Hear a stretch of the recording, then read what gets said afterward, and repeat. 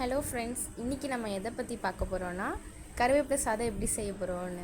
First ஒரு வானலில் வரமிளகாய், ஜீரகம், கடுகு, சோம்பு எல்லாம் சேர்த்து மிளகு எல்லாம் சேர்த்து நல்லா வதக்கிக்கிறோம். நல்லா வறுத்து அது ஸ்மெல் நல்லா இதானதுக்கப்புறம் அதை ஒரு மிக்ஸி ஜாரில் போட்டு கருவேப்பிலை கூட சேர்த்து அரைச்சிக்கிறோம். நம்ம கருவேப்பிலை 25 இது எடுத்துருக்கோம். அப்புறம் ஒரு இதில் கடாயில் எண்ணெய் ஊற்றி அப்புறம் கடுகு சேர்த்து அது நல்லா பொரியிற வரையும் வெயிட் பண்ணி அது நல்லா பொரிஞ்சு வந்ததும் 2 வரமிளகாய் சேர்க்குறோம். வரமிளகாய் சேர்த்ததுக்கப்புறம் ஒரு வெங்காயம், ஒரு பெரிய வெங்காயத்தை கட் பண்ணி அது நல்லா சேர்த்து வதக்கிக்கிறோம். இந்த கருவேப்பிலை சாதம் செய்கிறதுக்கான இன்க்ரீடியன்ட்ஸ் ஸ்டார்டிங்லேயே நான் கொடுத்துருக்கேன், என்ன செக் பண்ணிக்கோங்க. பேசிக்காக கருவேப்பிலை பொடி செஞ்சு அதை சாப்பாடு இது பண்ணி கொடுத்தா யாரும் சாப்பிட மாட்டாங்க. ஸோ நம்ம கொஞ்சம் டிஃப்ரெண்ட்டாக ட்ரை பண்ணலாம்.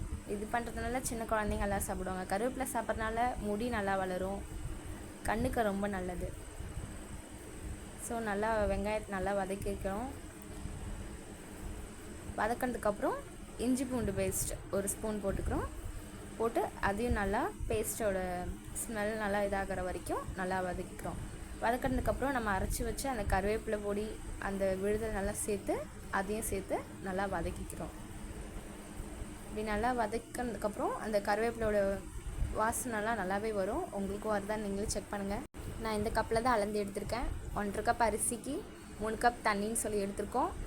நல்லா அரிசியை அந்த கருவேப்பிலை இது கூடயே சேர்த்து இது பண்ணிவிட்டு அதுக்கப்புறம் தண்ணி ஊற்றி கொதிக்க விடணும். அது கொதித்து சாதம் இது பண்ணதுக்கும் ரெடி.